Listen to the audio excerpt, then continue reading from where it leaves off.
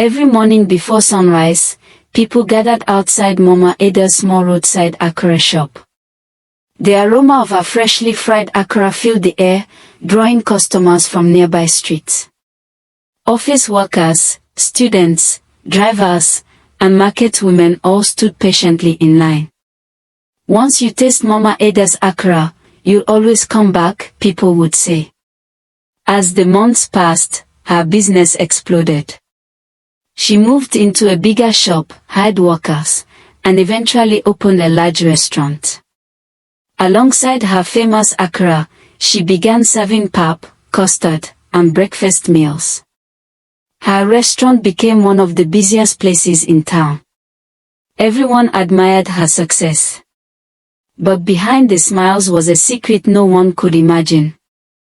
Mama Ada believed that years earlier, when her business was struggling, someone had convinced her that adding water contaminated with her menstrual discharge to the bean mixture would make customers return. There was never any evidence this could do such a thing, but she believed the superstition and secretly continued the unsanitary practice for years. One quiet morning, while preparing the day's akara, she thought she was alone. She brought out a hidden gallon from a corner of the kitchen and poured a small amount into the bean mixture. Just then, a customer who had entered silently through the back door saw everything through the open kitchen window. He froze. "What are you adding to that?" he shouted. Startled, Mama Ada tried to hide the container, but the man rushed inside and stopped her. Other customers heard the shouting and quickly gathered around. "What is inside that gallon?" they demanded. Unable to escape the questions, Mama Ada finally admitted that she had been following an old superstition for years, believing it would help her business attract more customers. The crowd was shocked. Someone immediately contacted the authorities. Health officials arrived, inspected the kitchen, and took samples. Mama Ada was arrested while an investigation began into the unsafe food handling practices. News spread across the entire community. Her once busy restaurant was closed, and the long queues disappeared overnight. Many people felt betrayed. Some said they would be much more careful about where they bought food. Others decided to prepare more meals at home whenever possible. The incident became a lesson throughout the town. A crowded restaurant does not always guarantee clean or safe food. Good hygiene, proper food handling, and honesty matter far more than popularity. And no superstition is worth putting other people's health at risk. From that day on, many food vendors also became more conscious of maintaining clean kitchens, knowing that trust takes years to build, but only a moment to lose. After her arrest, Mama Ada could no longer recognize the life she once had. The restaurant that used to be filled with laughter and long queues stood empty. Dust covered the tables, the signboard faded, and the building was eventually locked up. While the case against her continued, she spent months reflecting on the choices that had ruined everything she had worked for. When she was finally released, she expected to start over. But the town had not forgotten.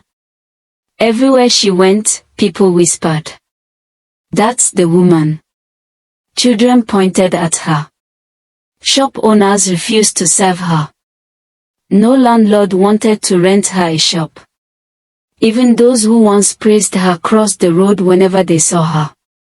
For the first time in many years, Mama Ada understood what it meant to lose trust. She left the town quietly and moved to a distant community where nobody knew her past. She decided she would never sell food again. Instead, she took a job washing plates in a small restaurant. The pay was little, but she accepted it. Every day, she watched how carefully the owner insisted on cleanliness. One afternoon, the owner noticed that Mama Ada always stayed after work to clean the kitchen without being asked. "You work harder than anyone here," he said. "Why?" Mama Ada looked down. because I know what happens when people lose trust. Months passed. One evening, the owner asked about her past. For a long time, she stayed silent. Then she told him everything. She expected him to send her away immediately. Instead, he said, "You cannot erase yesterday. But you can decide who you become tomorrow." Those words changed her. She began speaking openly about the dangers of unsafe food handling and the damage caused by believing harmful superstitions instead of proper hygiene and honest work. She visited small food businesses and encouraged vendors to keep their kitchens clean and earn customers' trust the right way. Many people still refused to forgive her. But some listened. Years later, a young woman approached her after one of those talks. "My mother used to buy food from your restaurant," she said. "After everything that happened, she taught me never to judge success by crowds alone. Today I own a food business, and I follow proper hygiene every single day because of that lesson." Mama Ada smiled for the first time in a long while. She realized something. She could never change her past. But she could spend the rest of her life making sure nobody repeated her mistakes. Sometimes, the greatest punishment is not prison. It is living every day knowing that one dishonest decision destroyed the trust of an entire community.